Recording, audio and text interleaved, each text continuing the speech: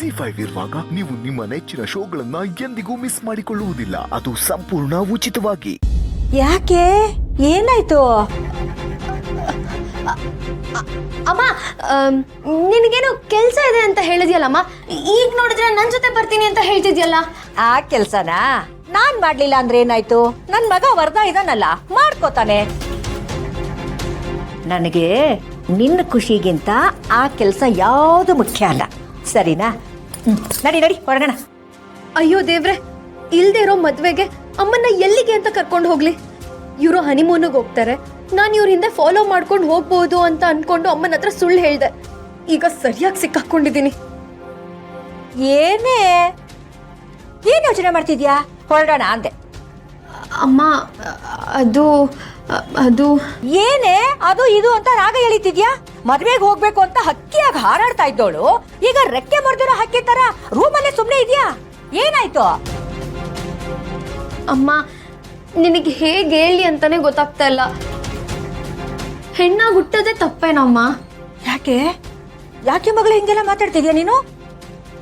ಏನಿಲ್ಲ ಅಮ್ಮ, ನನಗಾಗಿದ್ದ ಪರಿಸ್ಥಿತಿನ ನನ್ನ ಫ್ರೆಂಡ್ಗೂ ಆಗಿದೆ. ಮದುವೆ ಮಾಡ್ಕೋಬೇಕಾಗಿರೋ ಹುಡುಗ ಯಾರನ್ನೋ ಬೇರೆ ಹುಡುಗಿನ ಮದುವೆ ಮಾಡ್ಕೊಂಡು ಮಂಟಪಕ್ಕೆ ಕರ್ಕೊಂಬಂದಿದ್ದಾನಂತೆ.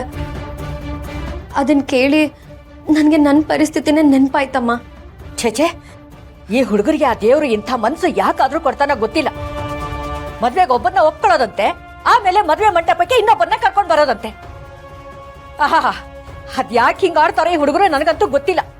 ಅಮ್ಮ, ಅಕಸ್ಮಾತಾಗಿ ವರ್ಧಣ್ಣಂಗೆ ನಾವು ಬೇರೆ ಮದುವೆ ಮಾಡಕ್ ಹೋಗಿದ್ದಿದ್ರೆ ಅವನು ಏನಾದ್ರೂ ವರಲಕ್ಷ್ಮಿನ ಮದುವೆ ಮಾಡ್ಕೊಂಡು ಮಂಟಪಕ್ಕೆ ಕರ್ಕೊಂಡ್ ಬಂದ್ಬಿಟ್ಟಿದ್ರೆ? ಶ್ರೀವಲ್ಲಿ, ನನ್ ಮಗ ಅಂಥವನಲ್ಲ ನೋಡು.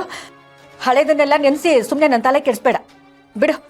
ಪಾಪ ನಿನ್ ಫ್ರೆಂಡ್ ಆ ಹುಡುಗಿ ಎಷ್ಟು ನೊಂದ್ಕೊಂಡಿದ್ದಾಳೋ ಏನೋ. ಫೋನ್ ಮಾಡ್ಕೊಡು, ನಾನು ಮಾತಾಡಿ ಸಮಾಧಾನ ಮಾಡ್ತೀನಿ.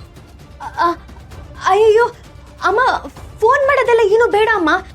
ಅವಳು ತುಂಬಾ ಅಳ್ತಿದ್ದಾಳೆ, ಅವಳು ಯಾರ ಜೊತೆನೂ ಮಾತಾಡಲ್ಲ ಅಂತ ಹೇಳ್ತಿದ್ದಾಳೆ. ಅವಳಿಗೆ ನಾವೇನಾದ್ರೂ ಸಮಾಧಾನ ಮಾಡಕ್ ಹೋದ್ರೆ ಅವಳು ಇನ್ನೂ ಅಳದ್ ಜಾಸ್ತಿ ಮಾಡ್ತಾಳೆ. ಅವಳು ಅಳದ್ ನೋಡಿದ್ರೆ ನನಗೂ ನನ್ನ ಹಳೆದೆಲ್ಲ ಜ್ಞಾಪಕ ಬಂದು ನಾನು ಅಳ್ಬೇಕಾಗತ್ತಮ್ಮ. ಅಯ್ಯಯ್ಯೋ, ಆತರ ಎಲ್ಲ ಮಾಡ್ಬೇಡ. ಯಾವತ್ತೂ ಅಷ್ಟೇ, ಹಳೇದನ್ನೆಲ್ಲ ನೆನ್ಸ್ಕೋಬೇಡ. ಖುಷಿಯಾಗಿರು ಅಷ್ಟೇ. ಸರಿ ಅಮ್ಮ.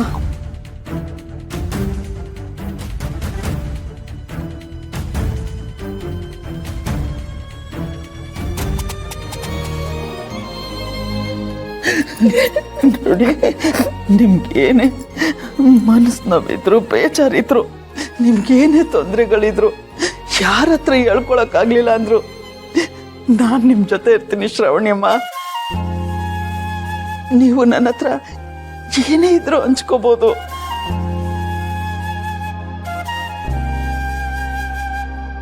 ಏನಾಯ್ತು ಶ್ರಾವಣಿಯಮ್ಮ? ಸುಬ್ರಹ್ಮಣ್ಯ ನಿಮ್ಮ ಮಧ್ಯ ಏನೋ ಸರಿ ಇಲ್ಲ ಅನ್ನೋದು ಮಾತ್ರ ಗೊತ್ತಾಗ್ತಿದೆ. ಏನಾಯ್ತು ಶ್ರಾವಣಿಯಮ್ಮ? ನೋಡಿ, ನಿಮ್ಗೆ ನಾನು ತಾಯಿ ಸ್ಥಾನದಲ್ಲಿ ಇದ್ದೀನಿ ಅಂತ ಅನ್ಸಿದ್ರೆ ಮಾತ್ರ ಹೇಳ್ಕೊಳ್ಳಿ.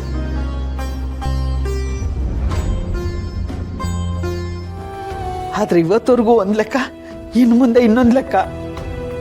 ಇನ್ಮೇಲೆ ನಿಮ್ ಜೊತೆಯಾಗಿ ನಿಮ್ಮ ಅತ್ತೆ ನಾನಿದ್ದೀನಿ.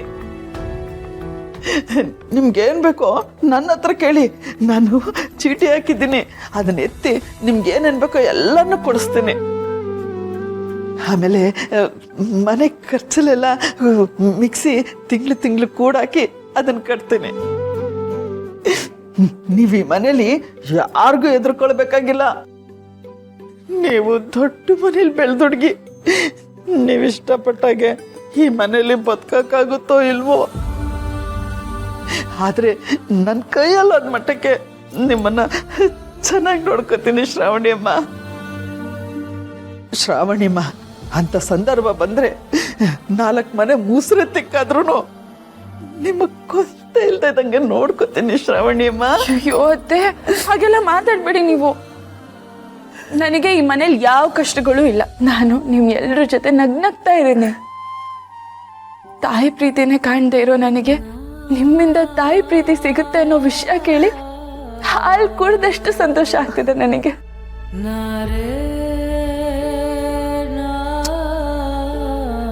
ಶ್ರಾವಣಿಯಮ್ಮ, ಸುಬ್ರಹ್ಮಣ್ಯನ್ಗೆ ನಿಮ್ಮ ಮೇಲೆ ಮುನ್ಸಿದೆ ನಿಜ.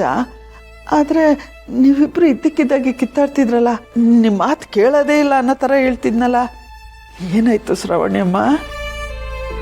ನಮ್ಮ ಮನೇಲಿ ನಮ್ಮ ಮಾವಂಗಾಗ್ಲಿ ಅತ್ತೆಗಾಗ್ಲಿ ನನ್ನ ಗಂಡನ್ಗಾಗ್ಲಿ ದುಡ್ಡಿನ ಬಗ್ಗೆ ವ್ಯಾಮೋಹನೇ ಇಲ್ಲ.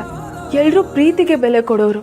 ಅವ್ರ ಹತ್ರ ನನಗೆ ಕೋಟ್ಯಾಂತರ ರೂಪಾಯಿ ಆಸ್ತಿ ಬರ್ತಿದೆ ಅಂತ ಹೇಳ್ಕೊಳ್ಳೋದ್ರಲ್ಲಿ ಯಾವ ತಪ್ಪು ಇಲ್ಲ. ಹೇಳಿ ಶ್ರಾವಣಿಯಮ್ಮ, ಸುಬ್ರಹ್ಮಣ್ಯ ಯಾಕಂಗೆ ಕೂಗಾಡ್ತಿದ್ದ?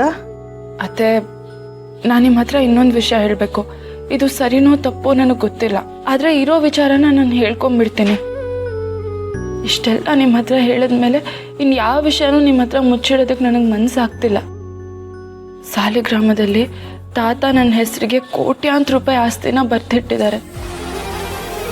ಅವ್ರು ವಿಲ್ ಮಾಡಿರೋ ವಿಷಯನ ಅಜ್ಜಿ ನನ್ನ ಹತ್ರ ಹೇಳಿದ್ರು.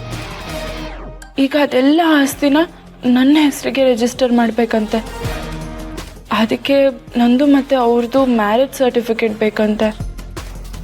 ನಮ್ಮಿಬ್ರದ್ದು ಮ್ಯಾರೇಜ್ ಸರ್ಟಿಫಿಕೇಟ್ ಬೇಕಂದ್ರೆ ಅದ್ರ ಮೇಲೆ ಇವ್ರು ಸೈನ್ ಮಾಡಬೇಕು. ಅಷ್ಟೇನಾ? ಇಷ್ಟಕ್ಕೆ ಎಷ್ಟೆಲ್ಲ ಕೂಗಾಡ್ತಿದ್ದ ನನ್ನ ಮಗ? ಅವನಿಗೆ ಕೊಬ್ಬು ಜಾಸ್ತಿ. ಅತ್ತೆ, ಓ, ಎಷ್ಟೇ ಆದರೂ ಯಜಮಾನ್ರಲ್ವಾ, ಬಿಟ್ಕೊಡ್ತೀರಾ? ಪರವಾಗಿಲ್ಲ. ಮೊದಲು ಅವ್ರು ನಿಮ್ಮ ಮಗ, ಆಮೇಲೆ ನನ್ನ ಗಂಡ. ನೀವೊಬ್ರು ಮಾತ್ರ ಅವ್ರಿಗೆ ಬೈಬೋದು, ನನಗೇನು ಬೇಜಾರಾಗಲ್ಲ. ಕೆಲವೊಂದ್ಸರಿ ಬೈದೆ ಬುದ್ಧಿ ಹೇಳ್ಬೇಕು ಶ್ರಾವಣಿಯಮ್ಮ. ಈಗ ಸಹಿ ಹಾಕಕ್ಕೆ ಏನಂತೆ ಅವ್ನಿಗೆ ತೊಂದರೆ? ಅದೇ ಅತ್ತೆ, ಈಗ ಅವ್ರು ಸೈನ್ ಮಾಡಿಬಿಟ್ರೆ ನಾವು ಕಾನೂನು ಪ್ರಕಾರ ಗಂಡ ಹೆಂಡತಿ ಆಗ್ಬಿಡ್ತೀವಲ್ವಾ, ಅದಕ್ಕೆ ಸೈನ್ ಮಾಡ್ತಿಲ್ಲ ಅವರು. ಓ, ಇದ ವಿಷಯ. ನೋಡ್ ಶ್ರಾವಣಿಯಮ್ಮ, ನಿಮ್ಗೆ 1 ರೂಪಾಯಿ ಆದ್ರೂ ಬರಲಿ, 100 ಕೋಟಿನಾದ್ರೂ ಬರಲಿ, ದುಡ್ಡಿಂದ ನೆಮ್ಮದಿ ಶಾಂತಿ ಅಂತೂ ಸಿಕ್ಕಲ್ಲ. ಅದಂತೂ ಸತ್ಯ.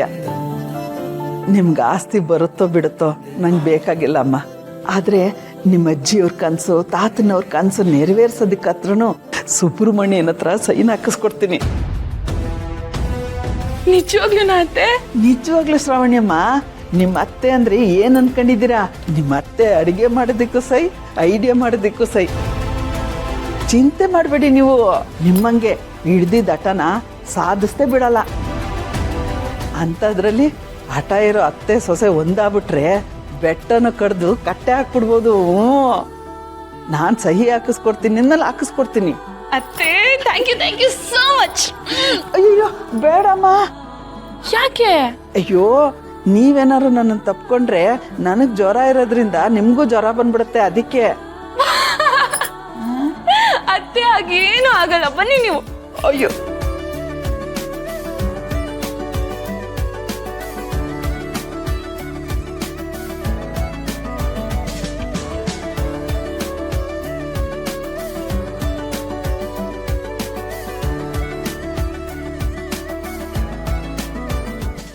ZEE5 ಆಪ್ ಡೌನ್ಲೋಡ್ ಮಾಡಿ ಎಲ್ಲಾ ಸಂಚಿಕೆಗಳನ್ನು ಸಂಪೂರ್ಣ ಉಚಿತವಾಗಿ ನೋಡಿ.